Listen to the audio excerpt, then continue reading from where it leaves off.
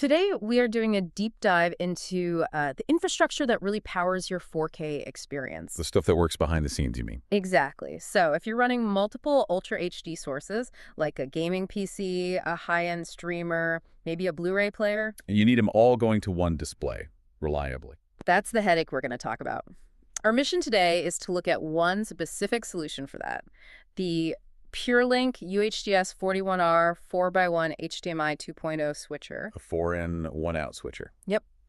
We're going to break down its core features and focus on how it hits that high performance while still being, actually easy to use. Well, the interesting thing here, I think, is that the foundation of any AV device today is really all about compliance. It's not just about flashy features. Standards. Exactly. For modern 4K, two things are just. Yeah. They're non-negotiable. HDMI 2.0 and HTC 2.2. And HTTP 2.2, that's the copy protection, right? The digital key. That's the one. Without it, your premium streaming service, your 4K Blu-ray, you just get a black screen.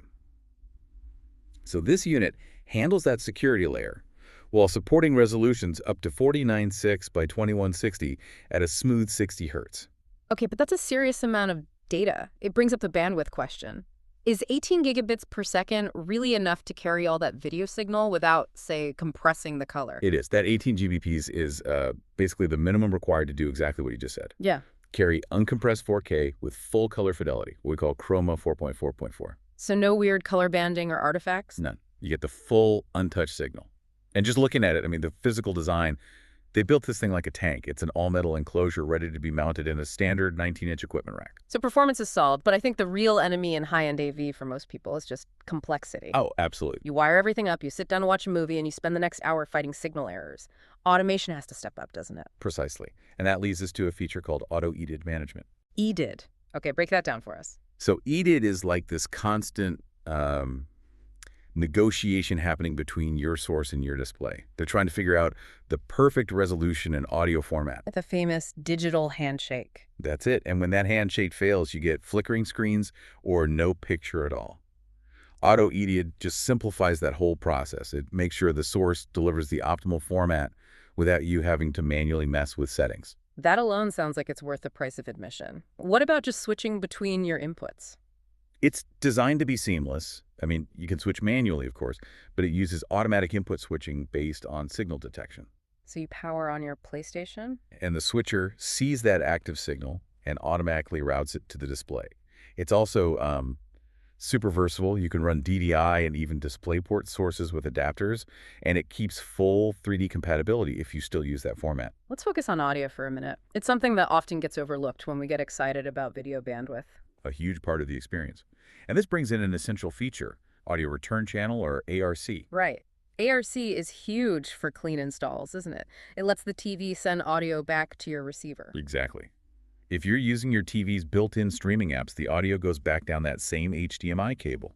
No need for a separate optical cable. And what about the audio formats themselves? Is it handling the high-res stuff? Oh, yeah. It supports the whole suite of high-fidelity formats. You've got Dolby True HD, DTS HD Master Audio, and critically, LPCM. Uncompressed audio. The highest quality. If you see LPCM, you know you're getting the pure, untouched audio signal. That combination of performance and smart management is pretty compelling, and I see some nice practical touches here for installers.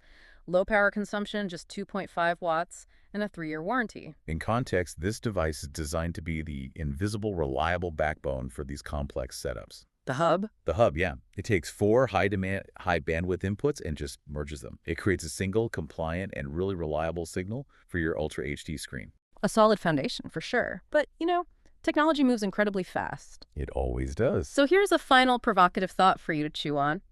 Considering how fast display standards are evolving beyond even HDMI 2.0, which feature of this UHDS-41R do you think will prove most valuable 5 years from now? Will it be its legacy support, like the DVI and DisplayPort compatibility? Or will it be its physical design, the standard 19-inch rack mountability that gives it a permanent home in a stable system? Something to consider as you plan your setup for the long haul.